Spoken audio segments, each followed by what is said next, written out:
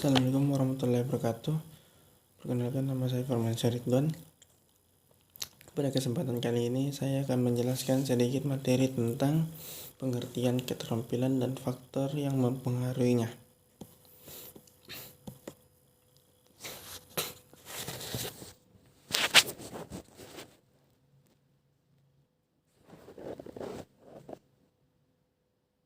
Agenda pemahaman gerak tentang keterampilan gerak, klasifikasi keterampilan, perspektif penguasaan penampilan, klasifikasi keterampilan, perspektif tugas, konsep dalam keterampilan motorik.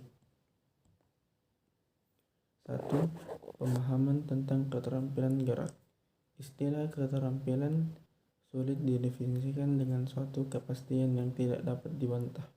Keterampilan dapat menunjuk pada aksi khusus yang ditampilkan atau pada sifat di mana keterampilan itu dilaksanakan. Banyak kegiatan dianggap sebagai suatu keterampilan atau terdiri dari beberapa keterampilan dari derajat penguasaan yang dicapai oleh seseorang menggambarkan tingkat keterampilannya. Schmidt pada tahun 1991 mencoba menggambarkan definisi keterampilan tersebut dengan meminjam definisi yang diciptakan oleh E.R. Guthrie yang mengatakan bahwa keterampilan merupakan kemampuan untuk membuat hasil akhir dengan kepastian yang maksimum dan pengeluaran energi dan waktu yang minimum. Sedangkan Singer menyatakan bahwa keterampilan adalah derajat keberhasilan yang konsisten dalam mencapai tujuan yang efisien dan efektif.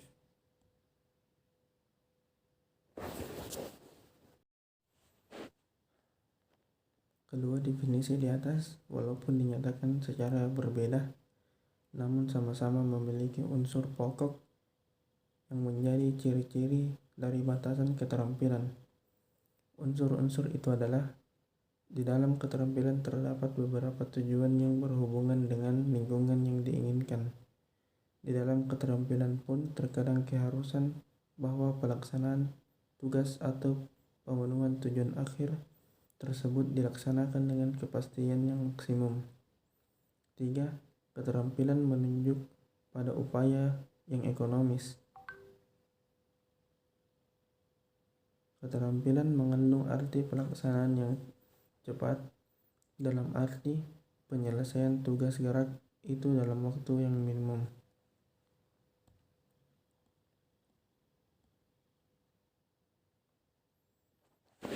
Sebagai kesimpulan, seperti dinyatakan oleh Schmidt, keterampilan pada dasarnya merupakan upaya untuk mencapai tujuan yang berhubungan dengan lingkungan dengan cara memaksimalkan kepastian prestasi, meminimalkan pengeluaran energi tubuh dan energi mental, meminimalkan waktu yang digunakan.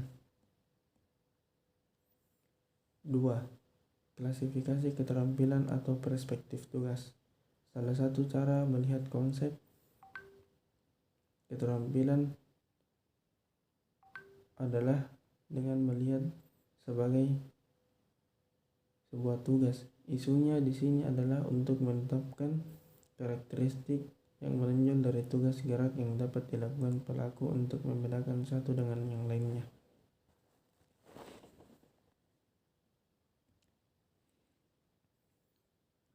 A. Keterampilan terbuka dan tertutup. Keterampilan bisa dibedakan antara keterampilan terbuka dan keterampilan tertutup. Keterampilan tertutup menunjukkan keterampilan yang sebaliknya.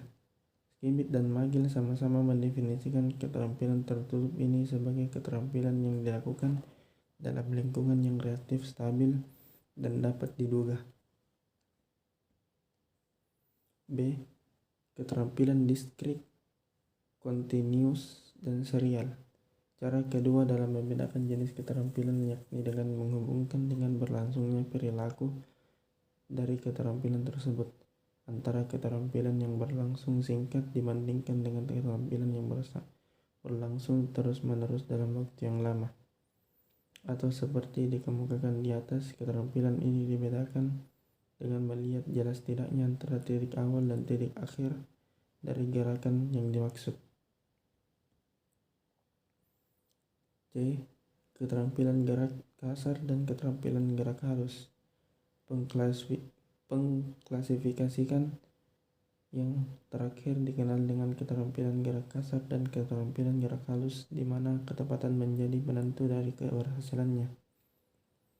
Magil membatasi gerak kasar gross motor skill sebagai keterampilan yang bercirikan gerak yang melibatkan kelompok otot-otot besar sebagai dasar utama gerakannya. Dikatakan demikian karena seluruh tubuh biasanya berada dalam gerakan yang besar, menyeluruh, penuh, dan nyata.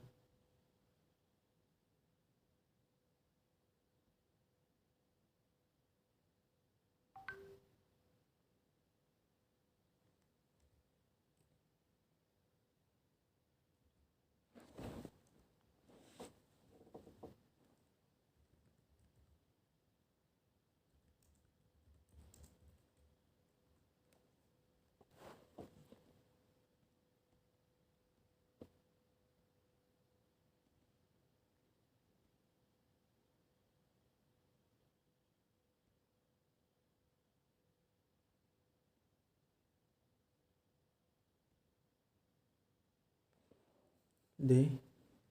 Keterampilan gerak dan keterampilan kognitif. Smith memasukkan terhadap klasifikasi keterampilan ini keterampilan-keterampilan yang dibedakan antara keterampilan gerak dan keterampilan kognitif. Menurutnya, dalam keterampilan gerak, penentu utama dari keberhasilannya adalah kualitas dari gerakan itu sendiri tanpa memperhatikan persepsi serta pengambilan keputusan yang berkaitan dengan keterampilan yang dipilih. Ketiga, klasifikasi keterampilan perspektif penguasaan penampilan.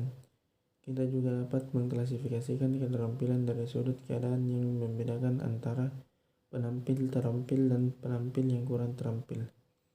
Banyak kualitas dari penampilan terampil yang dapat dipertimbangkan, terutama dengan mengajukan definisi yang dikemukakan oleh ahli psikologi E.R.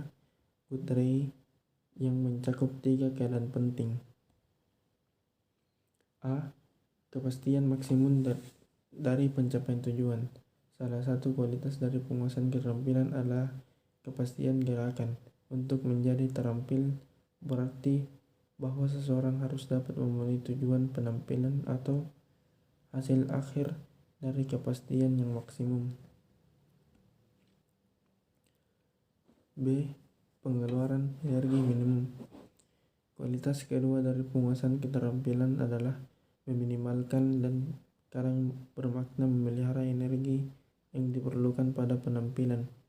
Untuk beberapa keterampilan, penghematan tentu energi bukan tujuan utama, tetapi untuk banyak keterampilan lainnya, meminimalkan pengeluaran energi berarti pengurangan atau penghilangan gerakan yang tidak diharapkan.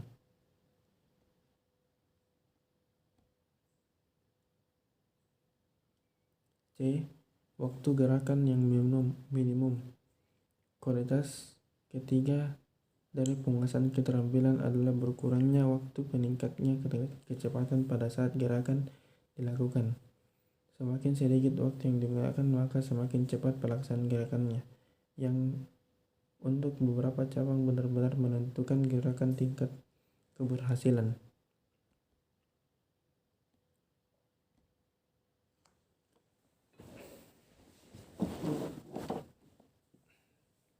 Perbedaan individual.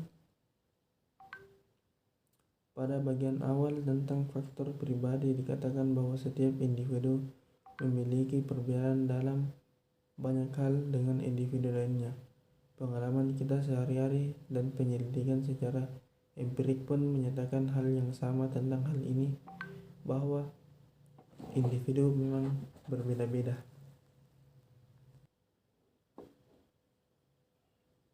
B. Kemampuan dan keterampilan. Karena kita sedang berhubungan dengan pembelajaran gerak, Perbedaan individual yang akan dibahas pun lebih ditekankan pada aspek yang berhubungan dengan gerakan itu sendiri. Salah satu hal yang paling sering disinggung akan demikian untuk seterusnya adalah faktor kemampuan atau ability. Menurut Fleischmann, kemampuan gerak terdiri dari kecermatan kontrol, terutama melibatkan gerakan-gerakan yang dikontrol otot besar. Kedua, koordinasi anggota badan, koordinasi kebersamaan dari gerakan-gerakan sejumlah anggota badan. Orientasi ruang, pemilihan respon yang besar tanpa memperhatikan ketepatan dan koordinasi. Waktu reaksi, kecepatan merespon dan stimulus. Kontrol kecepatan, penyusunan gerak secara antisipatif yang terus-menerus pada tanda-tanda keadaan yang berubah-ubah. Kecepatan gerak lengan, kecepatan di mana ketepatan tidak penting. Ketangkasan manual, manipulasi objek-objek besar di bawah kondisi ketepatan. Ketangkasan jemari, manipulasi objek-objek kecil dengan ketepatan dan kontrol. Kestabilan dengan tangan, pengontrolan gerak tangan baik ketika tanda berpindah tempat maupun pada saat berpindah. Kecepatan pergelangan jari, kegiatan menepuk dan mengetuk. Kepekaan kinestetik menyangkut kepekaan untuk menyadari posisi anggota tubuh dalam hubungan dengan posisi tubuh.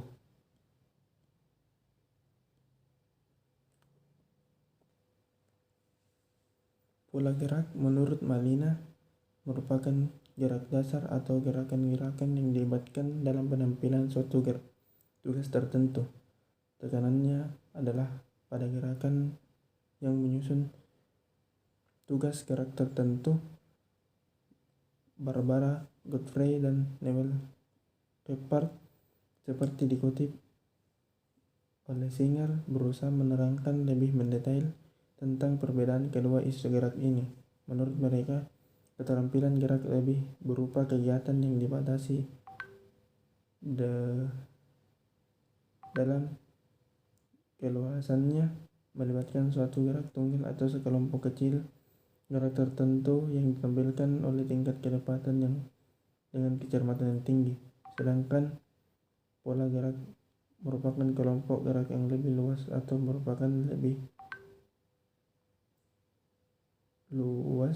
merupakan beberapa sesi akhir gerak yang ditampilkan dengan tingkat ketepatan yang lebih kecil. Sekian penjelasan materi dari saya. Wabillahi taufiq wal hidayah. Wassalamualaikum warahmatullahi wabarakatuh.